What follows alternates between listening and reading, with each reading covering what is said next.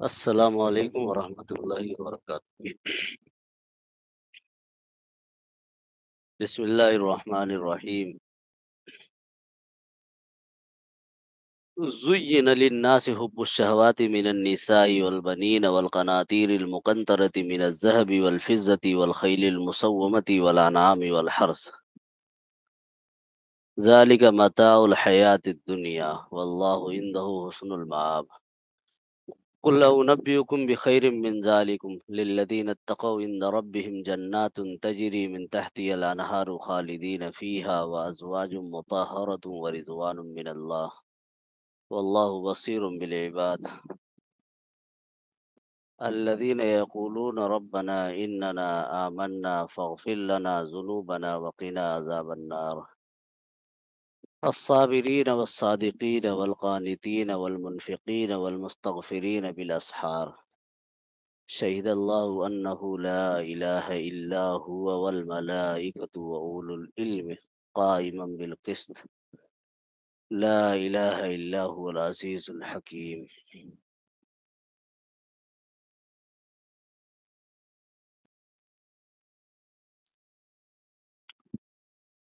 اس سے پہلے والی جو آیت تھی اس کے اندر غزوہ بدر کے سلسلے میں اس کی ہلکی سی ایک جھلک تھی کہ قد کان لکم فیۃ تقاتلوا فی سبیل اللہ۔ اب اس آیت کے اندر برائیوں کی جو جڑ ہے دنیاوی زندگی میں، ان میں سے کچھ بنیادی چیزوں کو اللہ تبارک و تعالی نے بیان کیا۔ اب اس میں سب سے بنیادی چیز تو برائی کی جو جڑ ہے، وہ سب سے بنیادی چیز اس کے اندر ہے دنیا کی محبت۔ رسول اللہ صلی اللہ علیہ وسلم نے فرمایا کہ راس کل خطیۃ حب الدنیا، کہ ہر برائی کی جڑ دنیا کی محبت ہے۔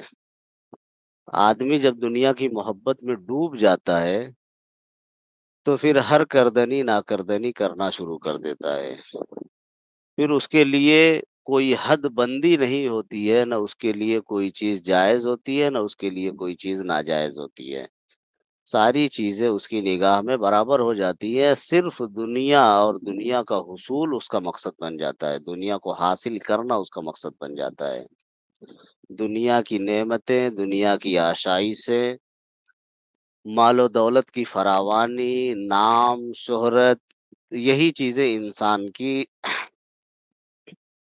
آخری خواہش اور انسان کی آخری اڑان، آخری پرواز بن جاتی ہے۔ اب ان میں سے کچھ چیزیں ایسی ہیں کہ جس کے ارد گرد انسان کی پوری زندگی گھومتی رہتی ہے۔ ایسے لوگ جو دنیا کی محبت میں مبتلا ہوتے ہیں، بنیادی طور پر ان میں بھی کچھ چیزیں ایسی ہوتی ہیں کہ جس کے ارد گرد انسان کی پوری زندگی گھومتی رہتی ہے۔ ان میں 6 چیزوں کو اللہ تبارک و تعالیٰ نے بیان کیا اس آیت کے اندر۔ فرمایا کہ زین للناس حب الشہوات، کہ مرغوب چیزوں کی محبت لوگوں کے لیے مزین کر دی گئی ہے، لوگوں کی نگاہوں میں اچھی کر دی گئی ہے۔ شہوات سے مراد وہ چیزیں ہیں جن کو انسان پسند کرے۔ اردو میں شہوت کا لفظ جس معنی میں استعمال ہوتا ہے، اس معنی میں یہاں پر وہ لفظ استعمال نہیں ہے۔ اردو میں شہوت کا لفظ استعمال ہوتا ہے زناکاری وغیرہ کے معنی میں، یا بد نظری کے معنی میں، یا اس طرح کی جو چیزیں یا اس طرح کی جو حرکتیں ہوتی ہیں، ان حرکتوں کے لیے شہوت کا لفظ استعمال ہوتا ہے۔ لیکن یہاں پر شہوات سے مراد وہ شہوت نہیں ہے، بلکہ یہاں پر شہوات سے مراد انسان کی پسندیدہ چیزیں، وہ چیزیں جس کے پیچھے انسان بھاگتا ہے، وہ چیزیں جس کے لیے انسان پاگل ہوا پھرتا ہے، وہ مراد ہے شہوات سے۔ تو مرغوب چیزیں، پسندیدہ چیزوں کی محبت لوگوں کے لیے مزین کر دی گئی ہے۔ اب وہ پسندیدہ چیزیں کون ہیں؟ من النساء، عورتیں، والبنین، بچے، اولاد، والقناطیر المقنطرہ، اور خزانے. اب خزانے میں من الذهب والفضہ، سونا اور چاندی، والخیل المسومہ، اور نشان لگے ہوئے گھوڑے، والانعام، اور جانور، والحرث، اور کھیتیاں. ذالک متاع الحیات الدنیا، یہ دنیا کی زندگی میں فائدہ اٹھانے والی چیزیں ہیں. واللہ عنده حسن المآب، اور اللہ کے پاس بہترین ٹھکانہ ہے. اب یہ 6 چیزیں اللہ تبارک و تعالیٰ نے شمار کی ہے. اگر انسان غور کرے تو انسان کی زندگی انہی 6 چیزوں کے ارد گرد گھومتی رہتی ہے. پسندیدہ چیزوں کی محبت، دنیا داری انسان کے دل میں جب بیٹھ جاتی ہے اور انسان صرف دنیا دار ہو کر کے رہ جاتا ہے، صرف اس کی نگاہ دنیا پر ہوتی ہے، تو اس میں بنیادی طور پر اس کو جو سب سے پہلی ضرورت پیش آتی ہے وہ ہے عورتیں. اب یہ عورت کسی بھی شکل میں ہو، بیوی کی شکل میں ہو یا کسی بھی شکل میں ہو وہ. اور اس کے بعد دوسرے نمبر پر اس کی زندگی جو گھومتی ہے وہ اپنی اولاد کے ارد گرد ہوتی ہے. بیوی ہو، اور پھر اس کے بعد جو اس کی اولاد ہوتی ہے اس کے ارد گرد اس کی زندگی گھومتی ہے. اور بیوی اور اولاد کی بہتر دیکھ ریکھ کے لیے پھر انسان خزانوں کو جمع کرتا ہے. خزانے کو جمع کرنے سے مراد یہ ہے کہ وہ قیمتی چیزوں کو جمع کرتا ہے، جیسے سونا ہے، چاندی ہے. سونا چاندی کے علاوہ جو دوسری قیمتی چیزیں ہو سکتی ہے اس کو جمع کرتا ہے، جیسے ہمارے زمانے کے لحاظ سے ہیرا ہے، اور پراپرٹی ہے، جائیداد ہے، زمین ہے، فیکٹریاں ہے، کمپنیاں ہیں، عمارتیں ہیں. ان چیزوں کو انسان جمع کرتا ہے تاکہ بیوی اور بچوں کو بہتر زندگی اور بہتر چیزیں دے سکے. اور والخیل المسومہ، اور نشان لگے ہوئے گھوڑے. نشان لگے ہوئے گھوڑے یعنی جس کو کہہ سکتے ہیں کہ برانڈڈ گھوڑے.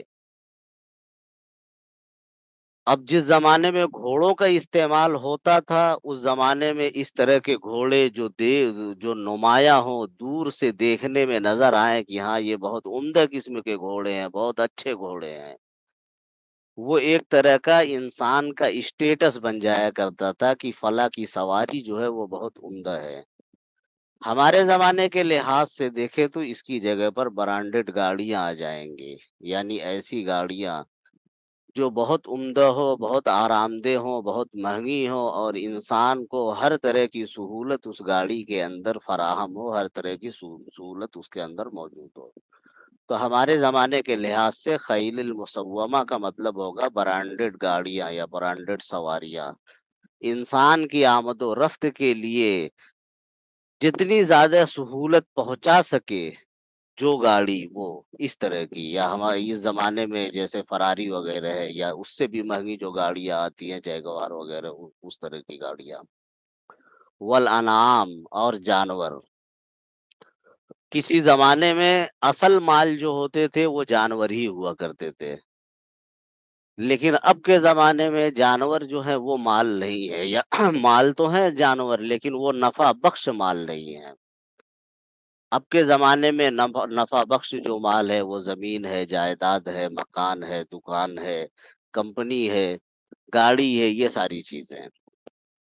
والحرث، اور کھیتیاں. یعنی انہی دونوں چیزوں پر انسان کی مالداری کسی زمانے میں منحصر ہوا کرتی تھی کہ اس کے پاس کتنا کھیت ہے اور کتنا جانور ہے.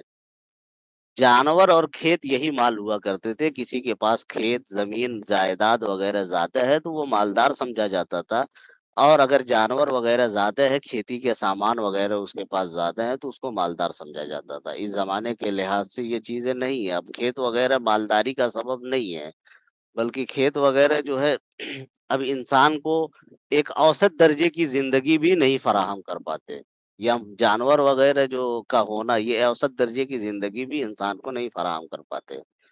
لیکن اس کے باوجود جو لوگ اسی کا کاروبار کرتے ہیں، جانوروں کا کاروبار کرتے ہیں، ان کے دودھ کا کاروبار کرتے ہیں، ان کے بالوں اور کھالوں وغیرہ کا کاروبار کرتے ہیں، تو بڑے پیمانے پر تو ظاہر ہے کہ ان کے لیے یہ چیزیں عزیز ہوتی ہیں، ان کے لیے یہ چیزیں پیاری ہوتی ہیں۔ انہی چیزوں کے ارد گرد انسان کی زندگی گردش کرتی رہتی ہے، انہی کے ارد گرد انسان کی زندگی چلتی رہتی ہے۔ تو پہلے مرحلے میں اللہ نے دو چیزیں بیان کی، اور یہی دو چیزیں سب سے اہم ہے، نساء اور بنین، عورتیں اور بچے۔ انسان کی پہلی اور بنیادی ترجیح جو ہوتی ہے وہ یہی ہوتی ہے کہ اگر بیوی ہے تو اچھی بیوی ملے، یا اس کے علاوہ اگر دوسری صورتیں ہیں تو اس کو انسان ترجیح دیتا ہے۔ پھر یہ ہے کہ بچے رہے تاکہ اس کے بعد اس کے نام کو باقی رکھے، اس کے کاروبار کو باقی رکھے۔ تو پہلی ترجیح یہ ہوتی ہے۔ دوسری ترجیح جو ہوتی ہے وہ خزانے وغیرہ انسان کے ہوتے ہیں، کہ سونے چاندی جتنا زیادہ سے زیادہ ہو سکے، سونا چاندی روپیہ پیسہ زمین جائیداد وغیرہ جمع کر لے۔ اور تیسرے نمبر پر انسان کی جو ترجیح ہوتی ہے وہ برانڈڈ گاڑیاں ہوتی ہے، یعنی لگژری سواریاں جو ہوتی ہے، پرتعیش سامان زندگی جو ہوتے ہیں، وہ تیسرے نمبر کی ترجیح ہوتی ہے۔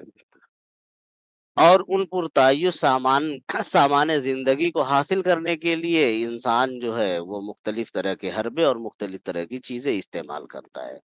اور یہ ساری چیزیں ایسی ہوتی ہیں کہ جن کی محبت انسان کے دل میں بالکل گھسی ہوئی ہوتی ہے، اس کو نکالا نہیں جا سکتا، اس کو ختم نہیں کیا جا سکتا، وہ بالکل گھسی ہوئی ہوتی ہے۔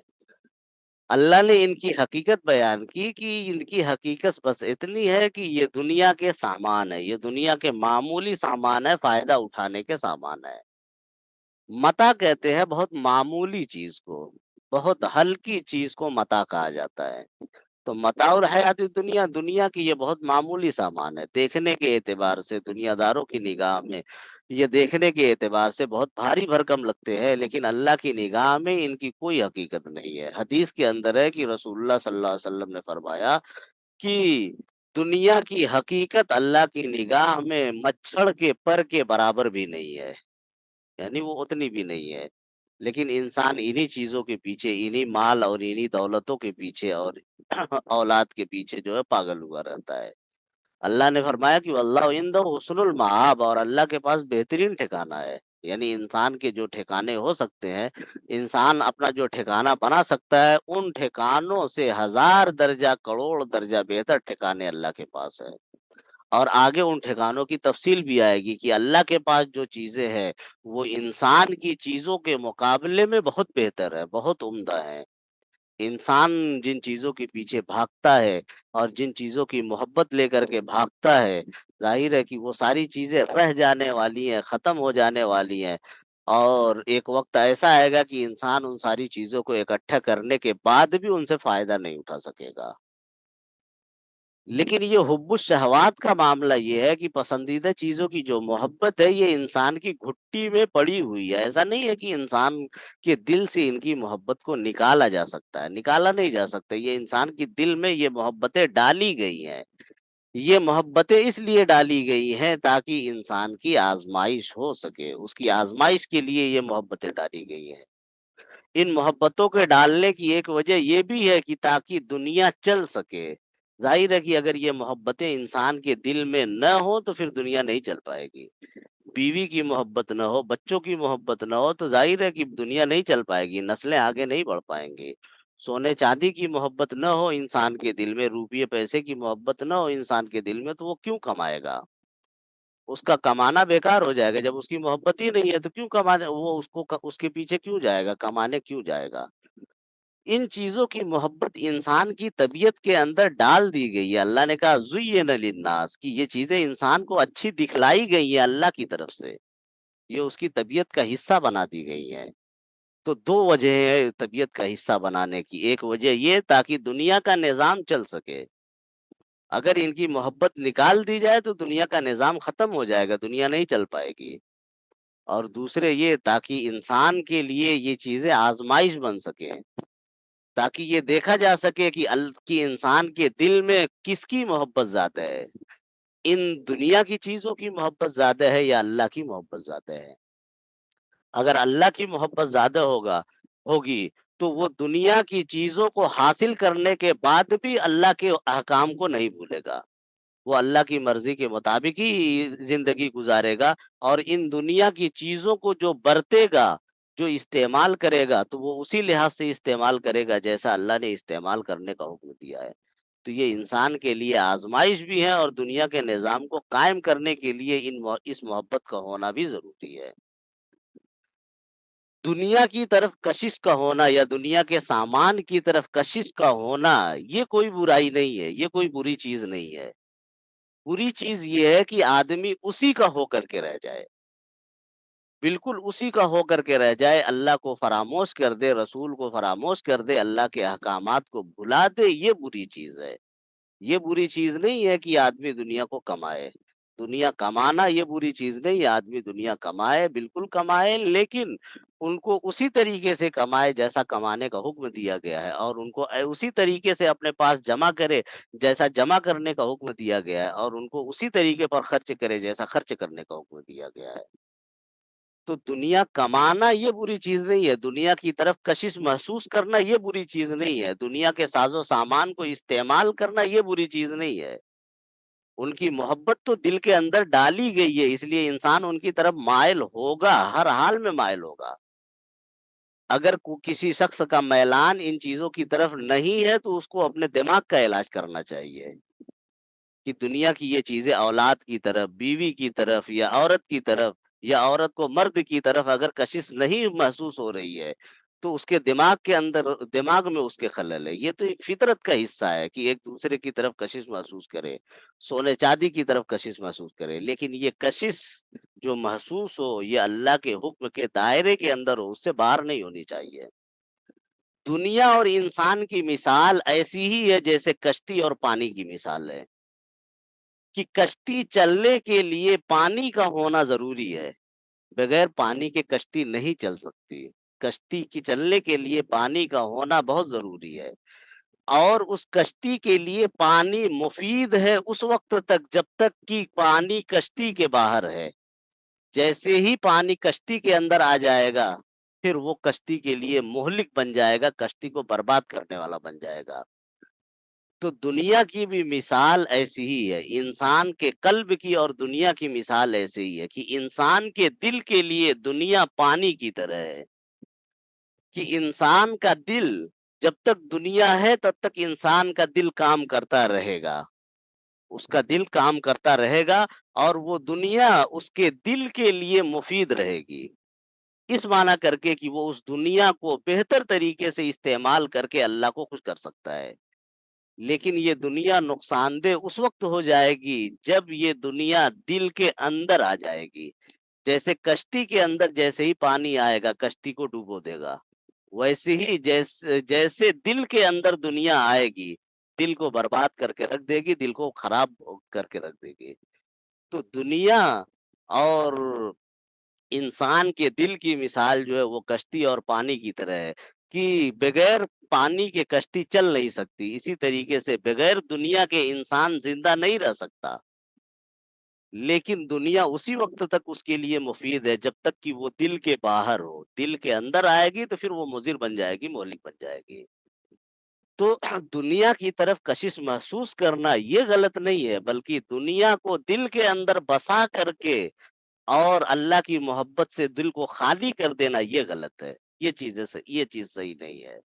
تو اسی کو اللہ نے کہا کہ یہ چیزیں انسان کے لیے مزین کر دی گئی ہے، انسان کو وہ ایسا بنا دیا گیا کہ انسان ان کی طرف کشش محسوس کرے گا، تو اس کی طرف کشش محسوس کرنا یہ فطرت کا حصہ ہے۔ وہ کشش اب محسوس ہوگی انسان کو، لیکن وہ دل کے اندر نہیں داخل ہونی چاہیے، دل کے اندر داخل ہوگی تو پھر مصیبت کھڑی ہو جائے گی۔ تو دنیا دار ایسے لوگوں کو کہیں گے جن کے دل کے اندر دنیا داخل ہو چکی ہو، دنیا دار ایسے لوگوں کو نہیں کہیں گے کہ جن کے پاس پیسے زیادہ ہو، اگر وہ ان پیسے کو اللہ کے حکم کے مطابق کے حکم کے مطابق استعمال کر رہے ہیں، اس کے حکم کے مطابق کما رہے ہیں، اس کے حکم کے مطابق خرچ کر رہے ہیں، تو وہ بالکل دنیا دار نہیں ہے، وہ دیندار ہیں۔ پیسوں کا ہونا، مال و دولت کا ہونا یہ دنیا داری نہیں ہے، دنیا داری یہ ہے کہ مال و دولت دل کے اندر گھس جائے۔ کسی کے پاس پیسے نہیں ہیں لیکن پیسوں کی محبت اس کے دل کے اندر گھسی ہوئی ہے کہ وہ پیسوں کے لیے کچھ بھی کر سکتا ہے، تو دنیا نہ ہونے کے بعد بھی وہ دنیا دار ہے۔ اس لیے کہ وہ اس کے لیے ہر کردنی ناکردنی کے لیے تیار ہے، اچھا برا جو بھی ہے اس کو کرنے کے لیے تیار ہے۔ تو پیسے نہ ہو کر کے بھی وہ دنیا دار ہے، اور اگر کسی کے پاس بہت زیادہ مال و دولت ہے لیکن وہ مال و دولت اس کے دل کے اندر گھسا ہوا نہیں ہے، بلکہ اس مال و دولت کو وہ اللہ کے حکم کے مطابق استعمال کرتا ہے، تو دنیا ہونے کے باوجود بھی وہ دنیا دار نہیں ہے بلکہ وہ دیندار ہے۔ تو دنیا داری کا معیار جو ہے وہ پیسے نہیں ہے، بلکہ دنیا داری کا معیار جو ہے وہ انسان کا قلب ہے، کہ انسان کے دل کو کتنا لگاؤ ہے دنیا کے ساتھ۔ اگر لگاؤ بہت زیادہ ہے تو وہ غریب ہونے کے بعد بھی دنیا دار ہے، اور اگر بہت زیادہ لگاؤ نہیں ہے کہ اس کی وجہ سے وہ اللہ کے احکام کو نہیں توڑتا ہے، تو بہت زیادہ پیسہ ہونے کے باوجود وہ دیندار ہے، دنیا دار نہیں ہے۔ تو یہ بنیادی چیز ہے کہ زُیِّنَ للناس، کہ دنیا کی جو چیزیں ہیں یہ انسان کے لیے مزین کر دی گئی ہیں، انسان کو دیکھنے میں بھلی معلوم ہوتی ہے۔ ظاہر ہے جب اللہ نے ان کو بھلا محسوس کرایا ہے تو انسان محسوس کرنے پر مجبور ہے، اس کو بھلا محسوس کرے گا، اس کی طرف کشش محسوس کرے گا۔ بس یہ ہے کہ اس کی احتیاط رہے کہ وہ دل کے اندر نہ داخل ہونے پائے۔ دل کے اندر داخل ہو گئے تو پھر دل خراب ہو جائے گا، اور جب دل خراب ہو جائے گا اور اللہ کی محبت وہاں سے نکل جائے گی تو پھر اس دل کا کوئی فائدہ نہیں۔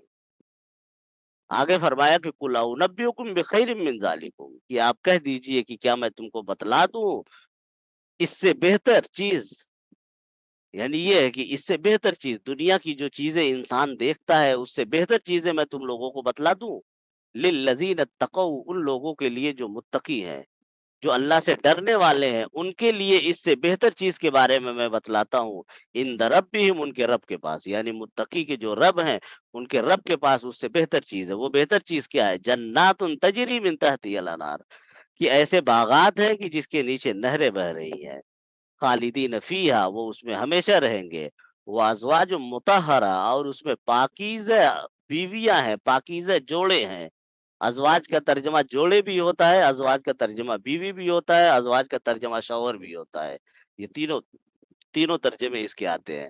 تو اس میں پاکیزہ جوڑے ہیں یا پاکیزہ بیویاں ہیں، ورضوان من اللہ، اور اللہ کی رضا ہے، واللہ بصیر بالعباد، اور اللہ کی نگاہ بندوں پر ہے، یا بندے اللہ کی نگاہ میں ہے، یعنی ہر وقت اللہ کی نگاہ میں ہے۔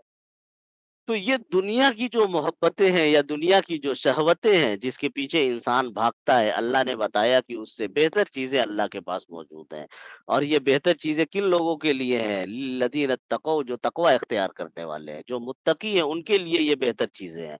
وہ بہتر چیزیں کیا ہیں؟ تین چیزیں اللہ نے بیان کی۔ ایک تو جنات تجری من تحتها الانہار، ایسے باغات کی جس کے نیچے نہریں بہ رہی ہوں گی۔ نیچے نہر بہنے کا مطلب یہ نہیں ہے کہ باغ کے نیچے سے نہر گزر رہی ہوگی، بلکہ نیچے نہر بہنے کا مطلب یہ ہے کہ باغ کے بغل سے نہر گزر رہی ہوگی، باغ کے بغل سے ندی بہ رہی ہوگی۔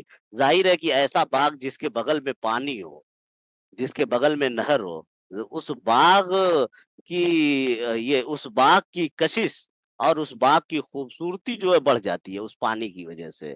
تو ایسے باغات ہوں گے کہ جن کے بغل سے نہریں بہ رہی ہوں گی، خالدین فیہا، وہ اس میں ہمیشہ رہیں گے، وازواج مطہرہ، اور پاکیزہ جوڑے ہوں گے، ورضوان من اللہ، اور اللہ کی طرف سے رضا ہوگی۔ چھ چیزیں اوپر بیان کی تھی، ان چھ چیزوں کے مقابلے میں تین چیزیں اللہ نے بیان کی، کہ اوپر چھ چیزیں بیان کی تھی، ان چھ چیزوں کے مقابلے میں تین چیزیں بیان کی، کہ وہ اللہ کے پاس ان سے بہتر چیزیں، بہتر یہ تین چیزیں ہیں اللہ کے نزد پاس۔ اس کی وجہ یہ ہے کہ اوپر کی جو چیزیں تھی جنت میں جانے کے بعد ان میں سے بہت سی چیزیں ایسی ہوں گی جن کی ضرورت انسان کو نہیں پڑے گی، جیسے بنین، اولاد کی خواہش انسان کو نہیں رہے گی جنت میں۔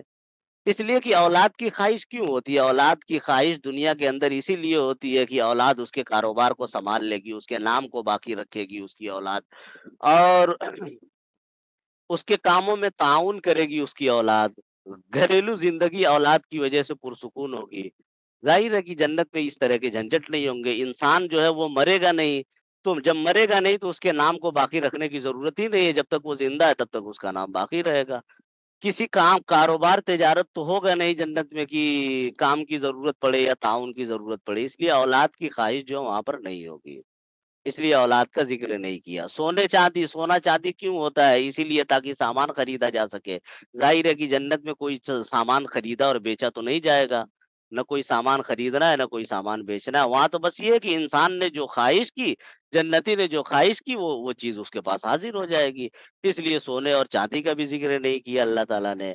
اور اسی طریقے سے خیل المسومہ، برانڈڈ گھوڑے یا سواریاں، اس کا بھی ذکر نہیں کیا اللہ نے۔ نشان لگے ہوئے گھوڑے، اس کا بھی ذکر نہیں کیا، اس لیے کہ اس کی بھی ضرورت نہیں ہوگی سواری کے لیے۔ ویسے ہی دوسری چیزیں وہاں پر موجود رہیں گی۔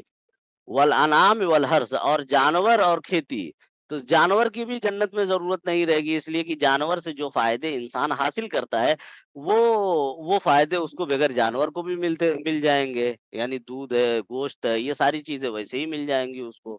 اور کھیت سے جو چیزیں انسان اگاتا ہے، وہ چیزیں وہاں پر پہلے ہی سے فراہم رہیں گی۔ اس لیے ان چیزوں کا ذکر اللہ نے نہیں کیا کہ جنت میں ان چیزوں کی ضرورت نہیں ہے۔ ضرورت کن چیزوں کی ہوگی، یا انسان کے جنت میں کن چیزوں کی ضرورت محسوس کرے گا؟ تو ایک تو یہ کہ رہائش کے لیے مکان ہو، تو جنت کے جو باغات ہوں گے، اس میں محلات ہوں گے، وہ انسان کی رہائش کے لیے ہو جائیں گے۔ دوسرے یہ کہ جوڑا ہو، اگر مرد ہے تو اس کو بیوی کی ضرورت پڑے گی، اگر عورت ہے تو اس کو شوہر کی ضرورت پڑے گی، تو وہاں پر پاکیزہ جوڑے ہوں گے دونوں کے لیے۔ اگر جنتی مرد ہے تو اس کے لیے بیویاں فراہم کی جائیں گی، اور اگر جنتی عورت ہے تو وہ اس کے لیے شوہر کا انتظام ہوگا۔ تو پاکیزہ جوڑے جو ہے وہ وہاں پر رہیں گے، تو اس کا ذکر کیا۔ اور تیسری سب سے بڑی چیز جو ہے وہ رضوان من اللہ، کی اللہ کی رضا۔ جنت میں اللہ کی رضا حاصل ہوگی، اس معنی کر کے کہ اللہ تبارک و تعالی اعلان کر دیں گے جنتیوں کے لیے کہ اب تم لوگ میرے پڑوس میں آ گئے ہو، اور میری رضا مستقل طور پر تم لوگوں کو حاصل ہو گئی۔ اب ناراضگی کا کوئی اندیشہ نہیں ہے تم لوگوں کے لیے، اب ناراضگی کا کوئی اندیشہ نہیں ہے۔